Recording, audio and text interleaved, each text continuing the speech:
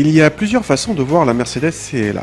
Comme une classe A à coffre, ce qu'elle est techniquement, ou bien comme une petite sœur de la CLS, c'est-à-dire un coupé 4 portes, voire comme une mini classe S. A vous de voir, mais visiblement le coup de crayon ne laisse pas indifférent. La gamme CLA va de 122 à 360 chevaux avec la tonitruante version AMG. Nous avons droit à la version la plus puissante hors AMG, la CLA 250, munie d'un 2 litres essence de 211 chevaux. Elle est disponible en 2 ou 4 roues motrices comme la nôtre, mais toujours en boîte à double embrayage 7G Tronic.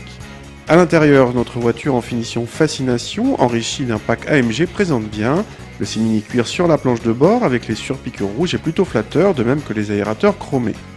L'équipement de série comprend les sièges électriques et le toit vitré panoramique sur cette finition haut de gamme. À l'arrière, l'habitabilité laisse à désirer, non pas en espace aux jambes, mais surtout en garde au toit. Attention, le plafond est bas, plus bas que dans une classe A. Le coffre atteint les 470 décimètres cubes, soit 130 de plus qu'une classe A et nettement mieux que le Audi A3 berline. Le 2 litres et ses 211 chevaux se montrent plein à bas régime grâce à un couple disponible très tôt, à 1200 tours minute. Il octroie de bonnes performances à la voiture qui passe de 0 à 100 en moins de 7 secondes. La motricité est impeccable grâce aux 4 roues motrices. En revanche, la boîte s'est montrée un peu lente par rapport au double embrayage de la concurrence.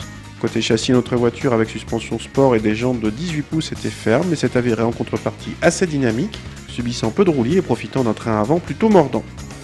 Malgré son positionnement ambigu, la CLA a une rivale toute désignée, l'Audi A3 berline, elle aussi variante à mal d'une compacte premium à l'origine à haillons.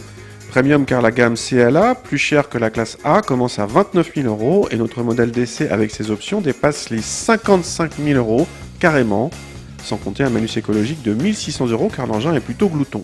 La même version sans les 4 motrices coûte 2 200 € de moins, consomme un bon litre de moins et n'est pas assujettie au malus écologique. Alors, à moins d'avoir absolument besoin d'une intégrale,